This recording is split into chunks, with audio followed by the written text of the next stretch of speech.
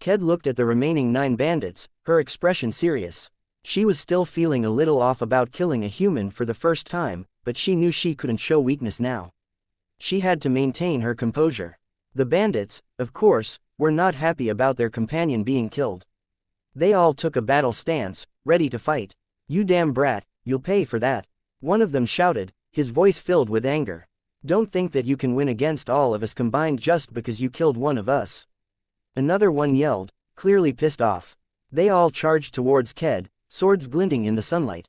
They were a formidable group, and they clearly believed they could take her down. But Ked was ready for them. She had been training for this moment for a year, and she wasn't going to let them intimidate her. Ked stood ready, her crescent moon blade gleaming in the sunlight. She held her shield, the mirror of the dark night, in front of her, ready to deflect any attacks. She waited for the bandits to make the first move. Several bandits charged forward, their swords flashing in the air. Ked blocked one with her shield and then jumped back to avoid another attack. With a powerful swing, she slammed her shield against a third bandit, sending him crashing into a nearby tree. The force of the impact was so strong that it shattered the tree, killing the bandit instantly. She saw another bandit swinging his sword towards her, but she ducked quickly, avoiding the blow. She then stabbed him in the chest with her crescent moon blade, killing him immediately. The remaining bandits jumped back, regrouping. They had already lost 3 of their companions to this young woman. "This kid is stronger than we thought," one of them said, looking at their leader. "Boss, what should we do?" "Retreat for now," the leader said. "We can't beat her." Ked heard him and smirked. "Do you think I would let you all leave just like that?" She raised her crescent moon blade, and a purple aura began to glow around her. Purple energy started to form around the blade, growing larger and shaping into something like a 3-headed dragon. One of the heads wrapped around the bandits, trapping them. The other 2 heads positioned themselves on either side of them, ready to strike. The bandits were trapped, with no way to escape. They were outmatched. Ked walked closer to the trapped bandits, her expression serious. "I'm a nice person, trust me, I am. But once you oppose me, then I'm merciless," she said, her voice calm but firm. In that moment, the bandits realized they had messed with the wrong person. They were dead. The bandit leader, though, knew his fate. He didn't want to go out without a fight. He gripped his great sword, his face set in determination. He was going to take her on, even if it meant dying in the process. Seeing this, Ked smirked slightly. One of the heads of the 3-headed dragon charged toward the bandits, avoiding the leader. As the dragon passed through them, the poisonous energy that made up the dragon seeped into their bodies, killing them instantly. Their skin turned purple as they dropped to the ground, lifeless. The 3-headed dragon then disappeared, leaving only Ked and the bandit leader facing each other.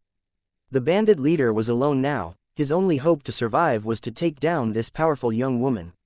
But Ked didn't seem to be fazed. She was ready for him. Seeing his subordinates die so easily, the bandit leader felt a surge of fury.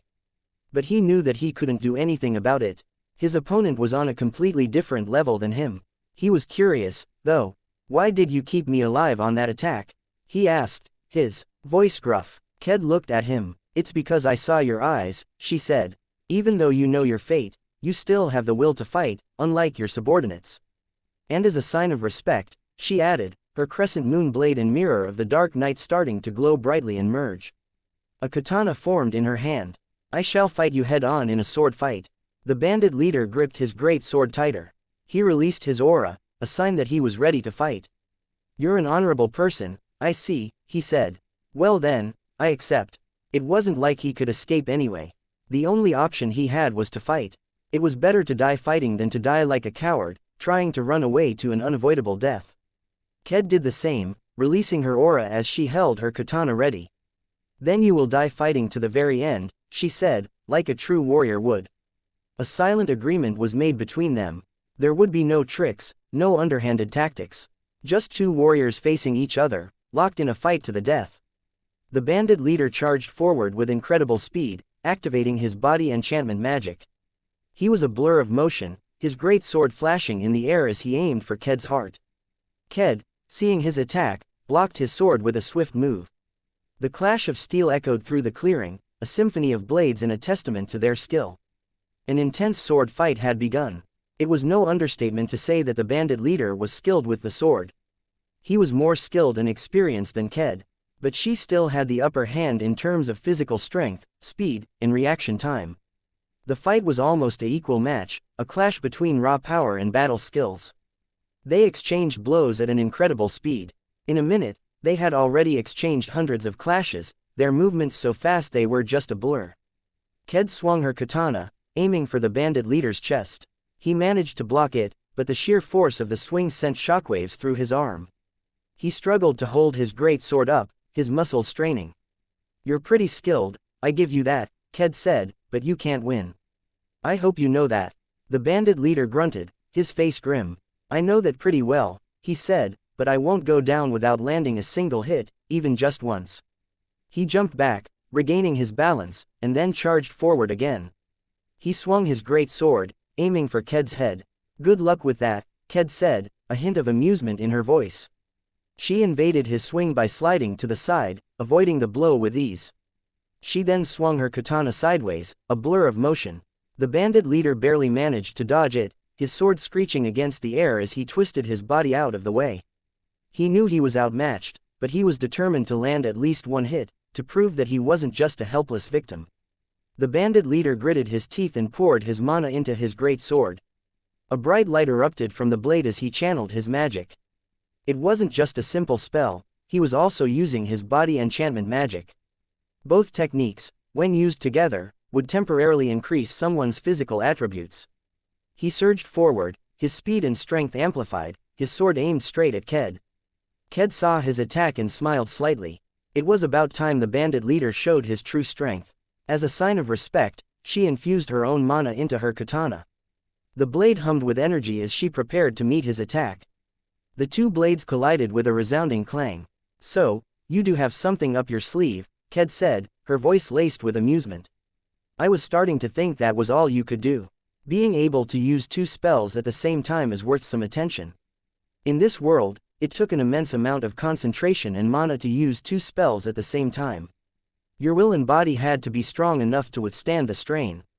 Ked had learned this from studying ancient scrolls and grimoires in the library of her fortress.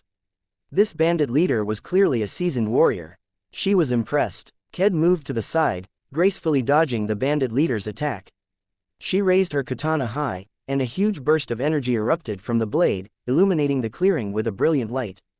"I hope you're ready to take this on," Ked said, her voice calm and steady. She charged forward, swinging her katana in a powerful arc. The bandit leader braced himself, ready for the impact.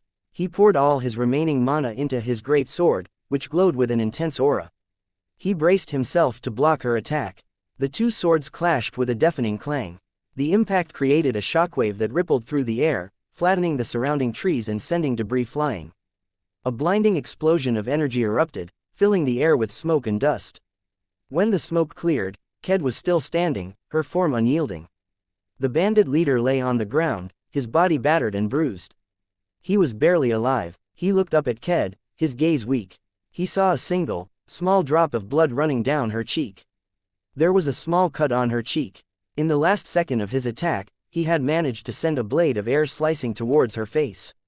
Even with her incredible durability, she had been cut. The bandit leader smiled weakly, his eyes filled with a strange mix of pride and exhaustion. He had managed to land a hit. Even a small one, but a hit nonetheless. Ked wiped the small drop of blood off her cheek, her fingers brushing gently against the small cut. "I'm impressed," she said, her voice filled with genuine admiration. "You managed to make me bleed a bit. That's something few have managed to do." She then regenerated the cut. It healed instantly, leaving no trace behind. "You managed to entertain me a bit," she then added, "stand proud. You are strong." Despite her serious exterior, Ked felt a childlike joy in her heart. She had heard that line somewhere on the internet. She thought it sounded cool, so she wanted to use it here. It wasn't something she normally said, but she felt a need to acknowledge the bandit leader's strength. He had fought well, and she respected him for that. He had fought to the very end, even when he knew he couldn't win. He had given her a challenge, and she had enjoyed it. The bandit leader's eyes fluttered closed, and his body went limp. He was gone. Ked then stored his body in her subspace. She couldn't let the bodies rot on the road. She had already wasted a lot of time facing these bandits, and burying them would take even more time. It wasn't ideal, of course. It was pretty inhumane, but she had thought of burying them later. At least she wasn't leaving them to rot like some monsters that had been killed by someone. She had a long way to go, and she couldn't afford to waste time on trivial matters. She was on a mission to stop the Emperor, and she wasn't going to let anything, or anyone, stand in her way. Ked turned away from the clearing, her mind already focused on the road ahead. She had to keep moving, find a town or village, and gather information. She had a long way to go. Meanwhile, in a kingdom far, far away, a man sat on a throne, his dark figure silhouetted against the light of the torches lining the throne room. He wore long, crimson-red robes, his eyes glowing with an eerie red light. A dark blue stone is in his forehead. He stroked his long, white beard thoughtfully, a sinister grin playing on his lips. He watched his subordinates, a long line of men standing before him. His eyes blazed with an intense red light. He threw back his head and laughed, a cold, hollow laugh that echoed throughout the chamber. Thanks for watching the video, and please like and subscribe for more chapters to come.